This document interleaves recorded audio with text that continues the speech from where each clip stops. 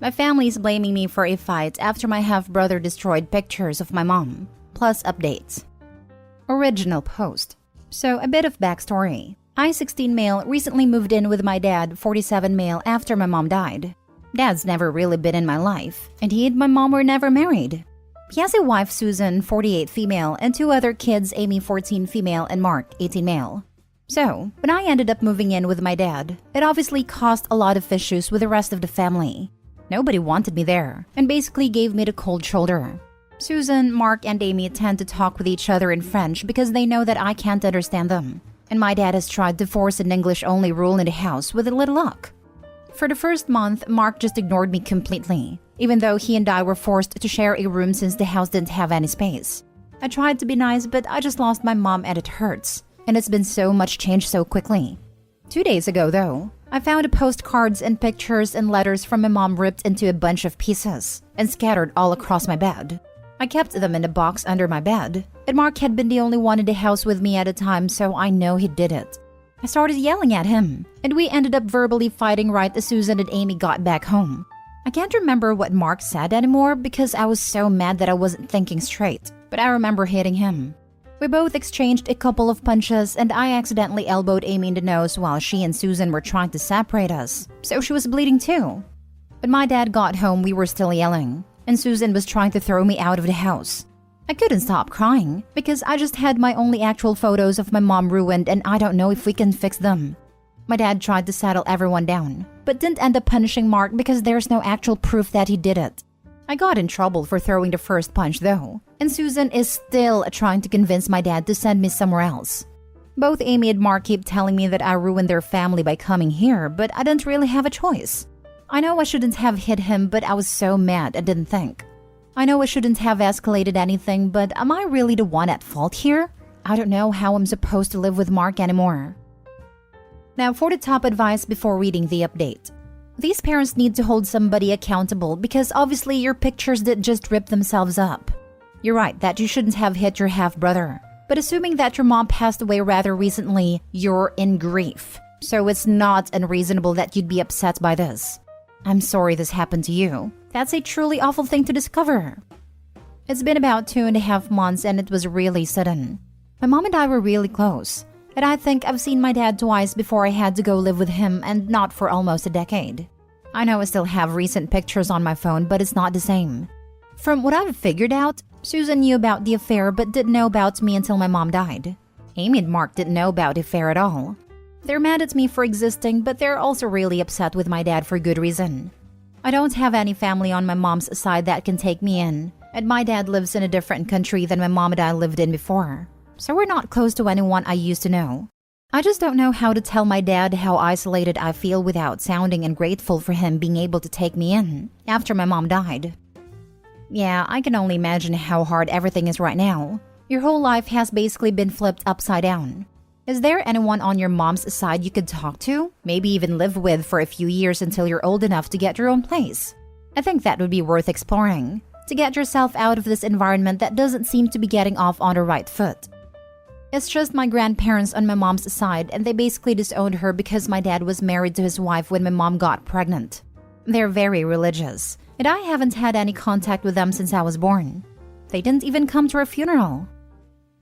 Now for the first update.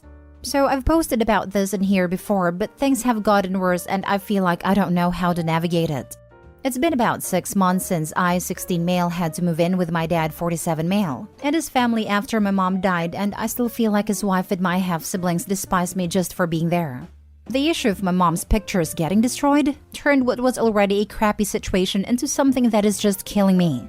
I ended up sleeping on the couch for almost 2 months because I couldn't stand the sight of my half-brother Mark, 18 male, after what he did to my stuff, and started carrying a backpack around the house with anything personal that I had brought from my mom's apartment wherever I went, so nothing else could be damaged. Mark ended up apologizing to me, but it seemed more of a show for my dad than an actual apology to me. My dad's wife, Susan, 48 female, and my half-sister Amy, now 15 female, still barely acknowledge me and still almost exclusively use French in the house, which I'm only now starting to pick up words in conversation for. I've always felt like a stranger in this house, and while I understand why they don't want me around, I don't know what I can do to try and make things work. The worst of it came 3 weeks ago when I lost my keys to the house and got stuck out in the rain after I came home. I tried calling my dad, but he didn't pick up, and I rang the doorbell as many times as I could because I saw Susan's car outside the house, so I know she was home. There wasn't much close by us, so I couldn't walk anywhere to wait. By the time my dad got home an hour and a half later, I was soaked and cold, and when we got inside, Susan just said that she was on a call and couldn't hear the doorbell ringing. I couldn't even talk to her and just went upstairs and cried in the bathroom before going to bed. My dad apologized later for not seeing my message sooner, but that's not really the issue here. I feel sick living here and can barely eat or sleep half the time. My grades are tanking and I don't feel like I can talk to anyone. I miss my mom, and everyone is pretending like she never existed, and I have to basically do the same thing so nobody at home gets mad at me. The main issue is, a week ago, my dad's best friend and his husband, who I've met a couple times and stayed with the first couple nights after I reconnected with my dad, while he was trying to figure out how to bring me home, heard about me being locked out of the house and asked if I wanted to come stay with them for a while. I want to say yes so bad, because anywhere has to be better than where I'm staying now. But I know it's going to cause issues with my dad, because he ruined his entire relationship with his family to be able to bring me home so I wouldn't have to go into foster care, and it's going to seem incredibly ungrateful. I know my dad's trying, he really is, but I don't know what I'm going to do if I have to keep living in his house until I turn 18. How do I broach this subject with him? Is trying to move out even worth it at this point, or should I just toughen up and deal with it for the next year and a half? You're living in a hostile environment. With time, that will really affect your health negatively. You've been offered a safe space to live. Don't walk, but run in that direction. Your dad is the adult. Let him deal with all the negative consequences. Put yourself first. I'm really sorry about the loss of your mother. Honestly, I feel like it probably already is.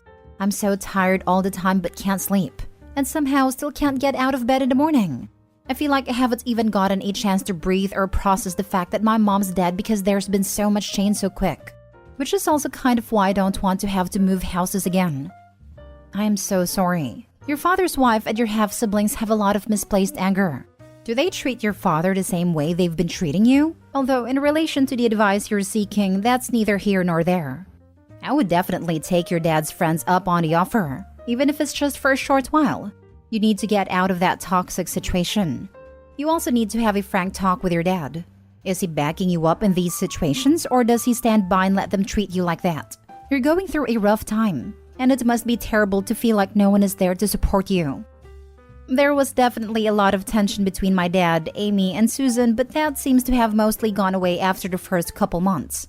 Mark seems still angry with him, but it kind of feels like they just heard all that anger on me. I've tried talking to my dad about it, at least a little, but there aren't a lot of times where it's just the two of us and I don't feel comfortable saying anything in front of everyone else. Nobody really does anything to me in front of my dad, except the language thing, which he does try and stop every time he catches it. But Mark and Susan usually just do things behind his back to hurt me, and I think my dad doesn't want to believe that his wife and kids are capable of treating me like that. Now for the second update. It's been about a week since I talked to my dad, and I've had a couple people message me about an update, so I figured I'd give one. For those who didn't see my original post, I, 16 male, had to move in with my dad, 47 male, and his family after my mom died, and things have been extremely strained. The worst incidences being my half-brother ripping pictures of my mom up, and my dad's wife leaving me locked out of the house. So I was given the offer to move out by my dad's friend and his husband, both 30s male. I followed a couple people's suggestion and texted my dad's friend that I wanted to leave, and they ended up suggesting we all go out to lunch. I think they could both tell how nervous I was around my dad, and my dad's friend John ended up being the one to bring up the idea of me moving out. My dad seemed completely blindsided by it and asked why I wanted to move out. John and his husband Ben reminded him about everything that's been going on at home, and I just kind of sat there. My dad seemed really upset, and it made me feel terrible because I already felt guilty about leaving. But then he just asked if I really wanted to go. I said yes, and he just immediately agreed. It kind of hit me that I wanted him to try and fight for me, to say sorry for everything that he's been letting happen, and for my dad to try and keep me at home. But he just let me go like it was nothing. It's been hard after my mom died, and my dad's the only family I've got left, so it really didn't make me feel any better about leaving, even though I don't have to deal with my dad's family anymore. Ben took me back to their apartment while John went with my dad to get my stuff from the house. and they had set up their extra room for me already. He apologized that they hadn't been able to do this sooner, and that they hoped I would like living with them.